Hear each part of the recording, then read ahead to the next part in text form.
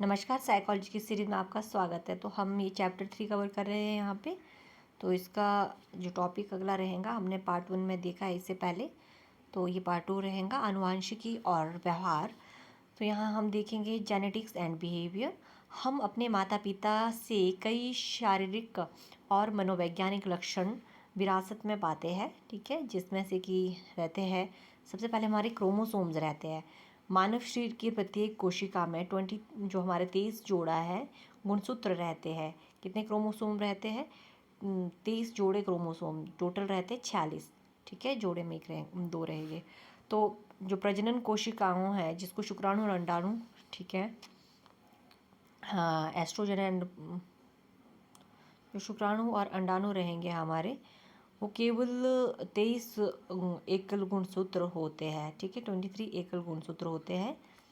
और यहाँ पे देखते हैं हम, देखिए 23 रहते हैं, 22 क्या रहते हैं, बाकी रहते हैं, और एक एक हमारा जो रहता है वो प्रजनन कोशिकाएं रहती है हमारी, ठीक है। प्रजनन जो हमारे शुक्राणु अंडाणु, जिसको हम ओवरीज और टेस्टिस कहते हैं ना, ठीक है, ये एक एक एक जोड़ा ये रहेगा, 23 बाकी रहेंगे और एक एक ये रहेगी। तो डीएनए यहाँ पे देखेंगे हम, सेकंड कौन सा रहता है, डीएनए, डीऑक्सीराइबो न्यूक्लिक एसिड। तो गुणसूत्र डीएनए से बने होते हैं।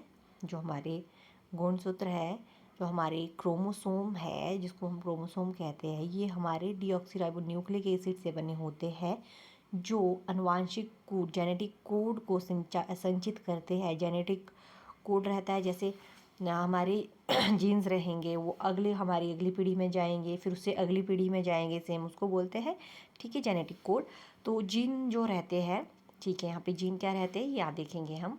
जीन अनुवांशिक, जो हमारी अनुवांशिकता होती है, ठीक है, एक से दूसरी पीढ़ी में जाना, अनुवांशिकता एक पीढ़ी से दूसरी पीढ़ी में जाते हैं जो हमारे गुण।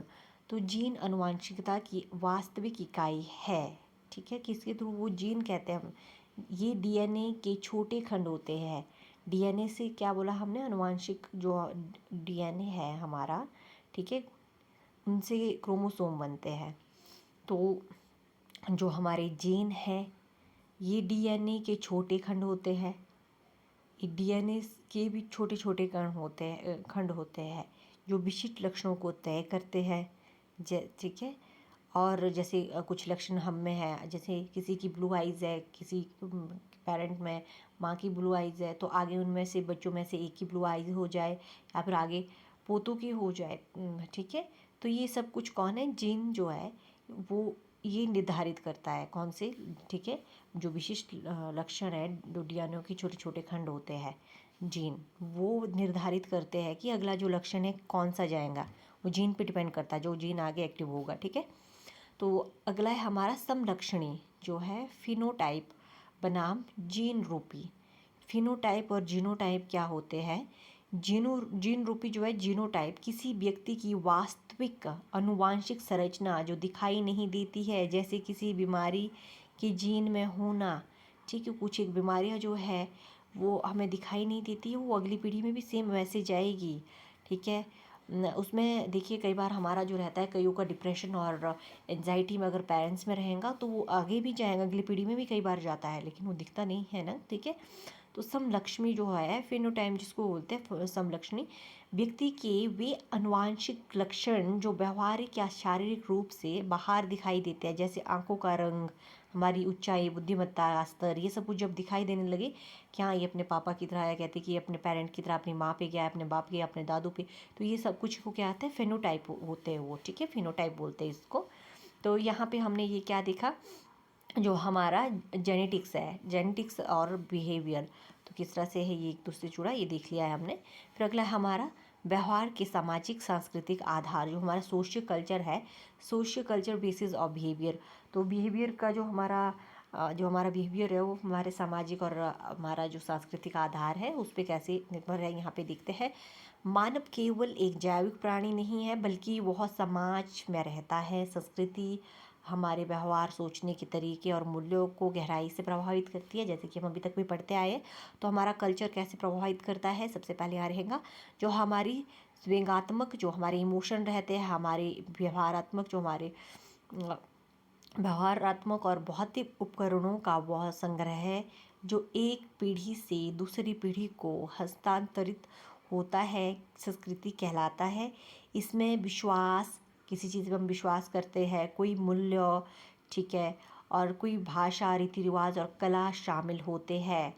तो हमारा जो संस्कृति है, संस्कृति में क्या क्या आता है जो हमारे इमोशन और व्यवहार, जो हमारा बिहेवियर है, ठीक है, उसको जो, और जो हमारे भौतिक उपकरण का वो एक संग्रह है, ठीक है। संग्रह क्या है? इनकी जो इनका समय एक का, ठीक है, जो एक पीढ़ी से दूसरी पीढ़ी में, हाँ, जैसे हमारे, मान लो हमारी, अगर आप हिंदू धर्म है, ठीक है, तो आप भगवान शिव की पूजा करते हैं तो अगली पीढ़ी भी शिव की पूजा करेगी, ठीक है। आपका एक बिलीफ सिस्टम रहता है, आपके कुछ मूल्य रहते हैं, ठीक है, एथिक्स रहती है। तो जो हमारे जो व्यवहार और जो हमारे भौतिक उपकरण हैं, ठीक है, तो उस अनुसार एक उसका सम रहता है, एक पीढ़ी से दूसरी पीढ़ी में जाता रहेगा वो। हमारी भाषा है, ठीक है, जैसे मान लो मुस्लिम है तो उनमें उनकी जो भाषा रहती है वो उर्दू रहती है, ठीक है, तो मेनली उर्दू ही वो यूज़ करते हैं। तो एक पीढ़ी से दूसरी पीढ़ी में जाती है, उनके जो रीति रिवाज है, ठीक है, वो भी एक पीढ़ी से दूसरी पीढ़ी में जाते हैं, और कला वगैरह सब कुछ इस तरह से संस्कृति हमारे बिहेवियर को, ठीक है, जो हमारा बिहेव है और हमारी जो संस्कृति है एक दूसरे से जुड़े हैं ये। तो हमारा संस्कृति ये संक्रमण की प्रक्रिया जो यहाँ पे रहती है। सेकंड यहाँ प्रोसेस ऑफ कल्चरल ट्रांसमिशन किस तरह से होता है। समाज में व्यवहार सीखने की मुख्य रूप से 3 प्रक्रियाएं होती है। कैसे सीखते हैं? संस्कृतिकरण, सांस्कृतिकरण जो रहती है, ठीक है। तो एन जो हमारे एनकल्चरलेशन होता है, यह वह प्रत्यक्ष या अप्रत्यक्ष प्रक्रिया है जिसके द्वारा व्यक्ति अपनी ही संस्कृति की रीति रिवाजों, धारणा और व्यवहारों को सीखता है। इसको कहते हैं संस्कृतिकरण। उदाहरण के लिए माता पिता द्वारा सीखना कि बड़ों के पैर छूने चाहिए या अपनी भाषा बोलनी चाहिए, तो हमारे बच्चे भी वैसे ही सीखते हैं, इसको संस्कृतिकरण कहते हैं।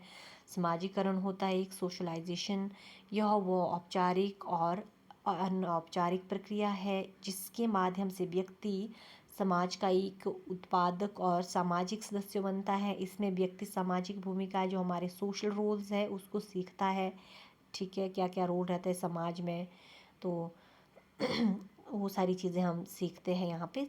तीसरा है सामाजिकरण के कारक, एजेंट ऑफ सोशलाइजेशन। तीसरा नहीं, ये इसका ये सोशलाइजेशन का एजेंट्स यहाँ पे देखेंगे क्या कारक है इसके। परिवार, सबसे पहले फैमिली होती है, प्राथमिक कारक है जो यह बच्चा बुनियादी मूल्य और सुरक्षा सीखता है। कहाँ से सीखता है?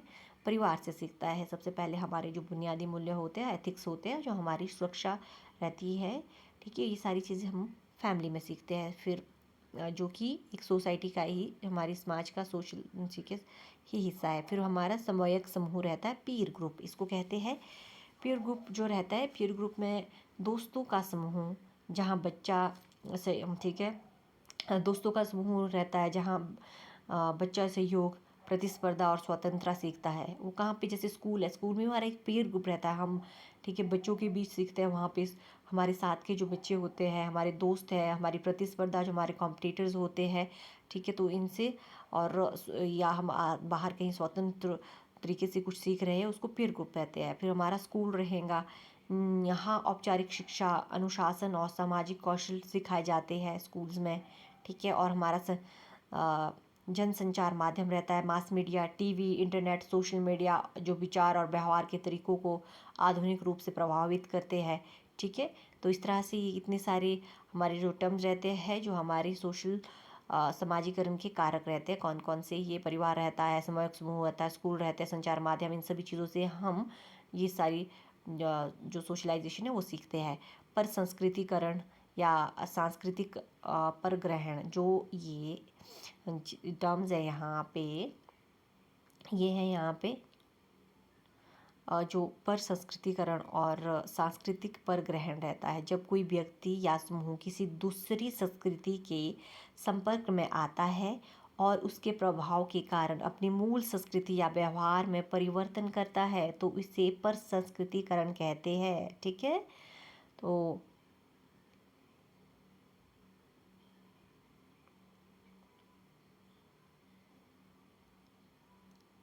एक कल्चर जो ये एक कल्चरेशन रहता है, एक कल्चरेशन में हम यहाँ देखेंगे इसके जो है 4 तरीके होते हैं। जैसे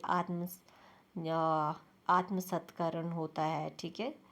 जो आत्मसत्करण रहता है तो इसमें अपनी संस्कृति को पूरी तरह छोड़कर दूसरी संस्कृति को अपना लेना। जैसे कोई हिंदू है, अपना धर्म छोड़ के वो मुस्लिम हो जाना, फिर उनकी ठीक है जो उनके रीति रिवाज है, उनके सारे जो भी उनकी संस्कृति के अनुसार उनके त्यौहार रहते हैं, उनका जो गॉड की किस तरह से पूजा करते हैं वो अपने अल्लाह के, तो वो सब कुछ अगर वो अपनाते हैं उसको आत्मसात्करण कहते हैं, ठीक है। तो एसिमिलेशन। तो दूसरा रहेगा पृथ्वीकरण, सेपरेशन रहता है, नई संस्कृति को पूरी तरह नकार देना और केवल अपनी ही संस्कृति पे में रहना। मान लो जैसे एक टाइम बौद्ध धर्म आया था तो कुछ लोगों ने उसे अपनाया था, लेकिन कुछ एक हिंदू थे जो जिन्होंने हिंदू ही धर्म माना, वो बौद्ध धर्म को नहीं मानते थे। तो इस तरह से उसको पृथ्वीकरण कहेंगे, नई संस्कृति को पूरी तरह से नकार देना, केवल अपनी ही संस्कृति पे आगे चलना, ठीक है। एकीकरण है, और यहाँ पे एकीकरण क्या रहता है, इंटीग्रेशन में अपनी मूल संस्कृति को बनाए रखते हुए नई संस्कृति के अच्छे तत्वों को भी अपना लेना, यह सबसे पॉजिटिव है। देखिए जैसे कुछ एक हिंदू धर्म है, तो जब हमारा बौद्ध धर्म आया, कुछ एक चीज़ें बौद्ध धर्म से ली है हिंदू धर्म में और आगे बढ़े अपनी मूल संस्कृति को बनाए रखते हुए, ठीक है। हिंदू धर्म में ही रहे, लेकिन कुछ एक चीज़ें हमने अरे परे से सीखी है या फिर बौद्ध धर्म के भी कुछ लोग फॉलो करते हैं, तो नई संस्कृति के अच्छे तत्वों को भी अपना लेना एक, ठीक है, इंटीग्रेशन कहलाता है। तो यहाँ पे सीमांतन रहता है। सीमांतन में क्या रहता है, व्यक्ति ना तो अपनी मूल संस्कृति का रहता है और ना ही नई संस्कृति को अपना पाता है, वो तनावपूर्ण स्थिति में जाता है, ठीक है। ना तो वो अपनी पुरानी संस्कृति में रहता है और ना ही नई, ठीक है, संस्कृति को अपना जाता है। वो सीमांतन में चला जाता है, वो परेशान हो जाता है कि क्या किया जाए, तनावपूर्ण, ठीक है, स्थिति रहती है एक। तो इसमें फिर वो यहाँ का ना वहाँ को किसी पे विश्वास ही नहीं करता वो, ठीक है। तो इस तरह का हमारा जो रहता है ये सांस्कृतिकरण पर ग्रहण रहता है ये, ठीक है, पर संस्कृतिकरण का ये यहाँ पे टॉपिक था। तो हमारा जो लास्ट है, थोड़ा सा हम यहाँ पे एक समरी देखेंगे, पूरा जो चैप्टर था उसका जो समरी देखिए। यहाँ पे बताया गया जो मानव व्यवहार है, मानव व्यवहार प्रकृति जो नेचर और हमारा अनुवांशिकी, जीव विज्ञान और पोषण जो ठीक है, नर्चर पर्यावरण संस्कृति, ठीक है। नेचर और नर्चर जो है कि अंतः क्रिया का परिणाम है, इन दोनों के बीच जो क्रियाएं है, ठीक है, उसका एक रिजल्ट है हमारा व्यवहार। जैव मनोवैज्ञानिक स्तर पर तंत्रिका तंत्र और मस्तिष्क हमारे व्यवहार को संचालित करते हैं। जैव विज्ञान, ठीक है, जो हमारा बायो साइकोलॉजी रहता है, इसके स्तर पर क्या है, हमारे जो हमारा नर्वस सिस्टम है और हमारा ब्रेन है, यह हमारे बिहेवियर को संचालित करता है।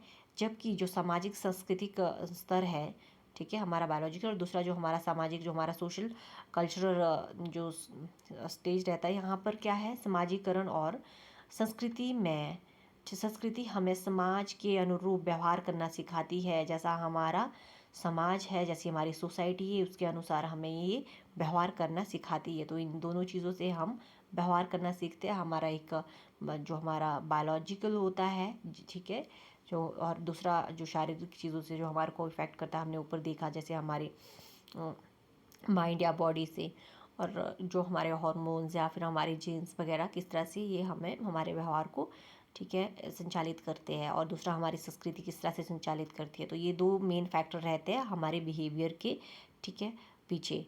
एक समाज और संस्कृति, और दूसरा हमारा बायोलॉजिकल, हमारा जो स्ट्रक्चर है, किस तरह से हमारा, ठीक है, बायोलॉजिकल स्ट्रक्चर, ये सारी चीज़ें हमारे बिहेवियर को बनाती है। सो ये हमारा चैप्टर 3 था, हम कंप्लीट कर चुके हैं। अब नेक्स्ट चैप्टर हम चैप्टर 4 देखेंगे, ठीक है। तो आपसे एक रिक्वेस्ट रहेगा, आप मेरा जो वीडियो है इसे शेयर ज़रूर करिएगा और सब्सक्राइब ज़रूर करिएगा मेरे चैनल को, तभी मैं जो नेक्स्ट वीडियो है वो बना पाऊँगी। So thank you for watching my video. मिलते हैं अगली वीडियो में।